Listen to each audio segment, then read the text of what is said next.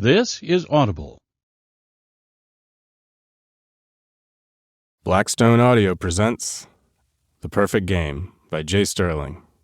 This book is read by M.K. Blackwood and Ryan Lee Dunlap. First Impressions. Cassie. Cassie, are you almost ready? My roommate Melissa yelled down the hall. Just give me 1 sec. I'm almost done, I shouted. I ran my fingers one last time through my stick-straight blonde hair, trying in vain to give it the appearance of volume or thickness. One final coat of mascara on my eyelashes, and I'd be all set. The purple strappy top I was wearing really brought out the green in my eyes. Perfect, I muttered to my reflection, admiring the way my low-cut jeans hugged the curves of my butt. If you're so perfect, then let's go. Good God, woman. It's not like we're heading to the prom. I walked out of the bedroom and down the hall toward my stressed-out best friend. It's just a party. There is no late at a frat party, you know. I leaned into the doorframe, determined not to hurry. All the good guys will be taken. Melissa stuck her bottom lip out in the pout that she had perfected, and I couldn't help but laugh. This is a frat party, Melly. There are no good guys. I hate you, she frowned, twirling her shoulder-length wavy brown hair around her finger. I smiled. Good. Let's go. I tossed my arm around my pint-sized friend and headed out the front door, locking it behind us. I'd known Melissa since high school. She moved here right after we graduated, while I was forced to attend community college. You have to take the same courses the first 2 years anyway. It's much cheaper, my mom had insisted. So I stayed close to home, while Melissa's parents happily paid for all her expenses at Fulton State. After 2 years of general education, I applied to 3 universities in Southern California and was accepted at all of them.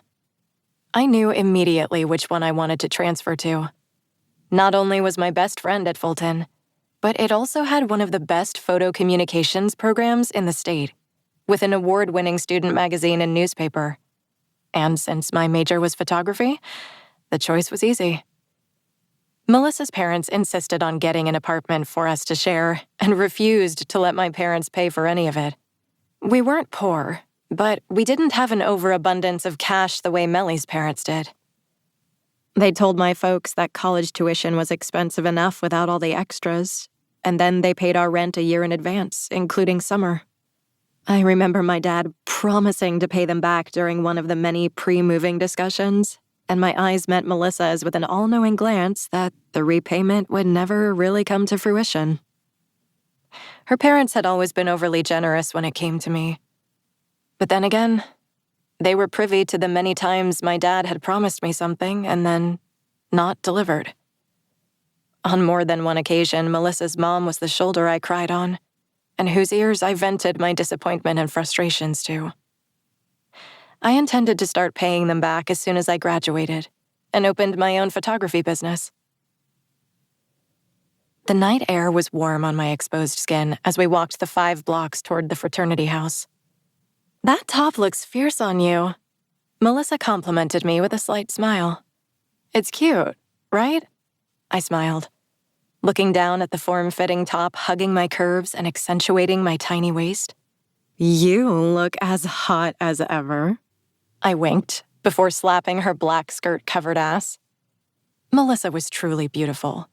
Her dark brown hair contrasted with the blue of her eyes, making it hard to look away from her at times. She honestly looked like she belonged on the cover of a magazine, with her stunning figure and flawless features. We were total opposites. What with my 5'8" frame and disproportionate body shape, I used to joke and say that God put me together like a Mr. Potato Head toy. 1 piece for my butt, 1 for my waist, 1 for my boobs, all a mismatch of sizes. But it worked on me, and I worked it. The sound of hip-hop music filled the air. Ooh, I love this song. Let's dance. I grabbed Melissa's hand and dragged her along, jogging closer to the source of the music. You always want to dance. Melissa rolled her eyes. I'd smack those perfect blue eyes right off her face if I didn't love her so damn much. Well, I'm a good dancer. And this butt of mine, oh, you know what it does. I started shaking my hips in the crowded driveway of the fraternity house. Oh, no. Please, stop. I laughed and slowed down my booty shaking when I noticed the number of eyes ogling me. I hated being gawked at. I know, I'm a fucking hypocrite.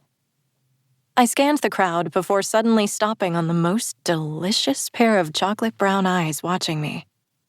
The fact that the eyes belonged to one of the hottest faces I'd ever seen was merely a bonus. He ran his fingers through his black hair before resting them against his tanned, scruffy face. He smiled lazily at me, and I felt my stomach flip. Stupid stomach. No. Tell me you are not looking at him, Cassie. Melissa stepped in front of me, breaking the eye contact. Hey, move. But every direction I craned my neck, she blocked me with her annoying face. No freaking way. Don't you know who that is? She threw her hand in front of my eyes before I swatted it away. Obviously not, or we'd be dating. I hopped up to steal a peek over her head. Jack Carter doesn't date. He sleeps with girls and all their friends.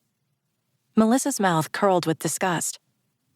So that's the infamous Jack Carter, huh? I was intrigued. This guy's name was all over the school papers and online. Melissa threw an arm over my shoulder. The one and only. Is he really as good as they say? Jack would be eligible for the Major League Baseball draft after the season ended. Everyone said he'd get drafted within the first 5 rounds. And apparently that's a pretty big deal. His ego certainly thinks so. Typical. If there's one thing I know, it's athletes. They're all the same. Superstitious, cocky, insecure, egomaniacs. Yes, I realize the words are contradictory, but most are somewhat normal guys. They just hide behind a 100-foot-tall brick wall built entirely on ego. Plus, they don't know any better. They've been baseball players their whole lives. They don't know how to be anything else. What is it with you and assholes, Cass? Jack Carter's a world-class jerk, and you need to stay away from him. Hey! I stomped my foot and firmly placed my hand against my hip. The question isn't, what is it with me and assholes?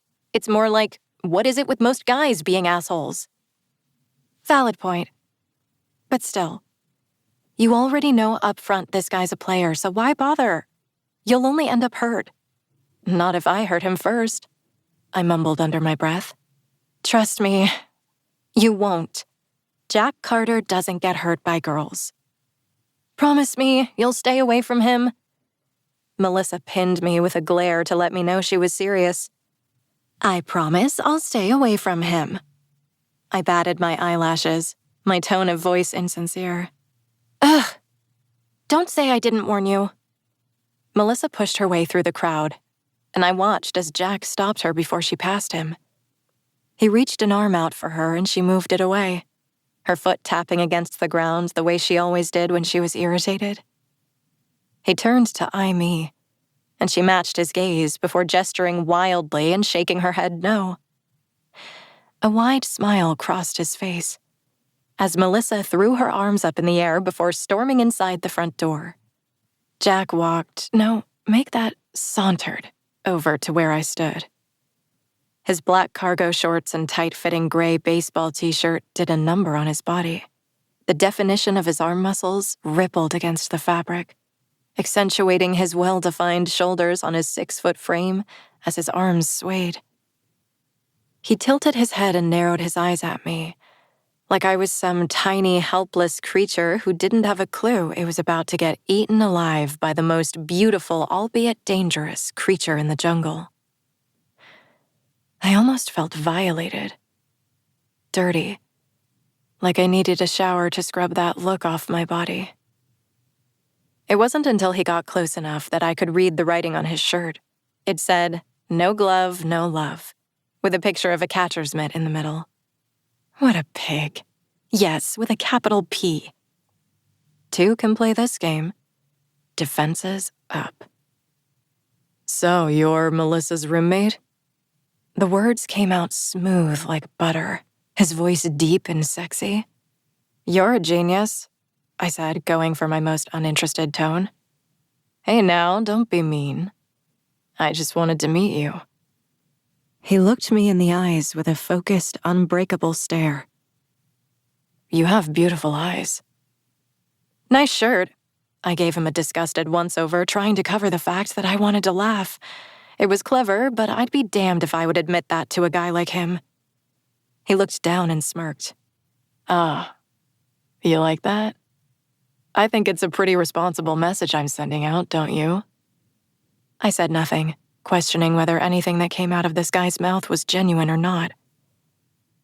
What, cat got your tongue? You don't believe in safe sex?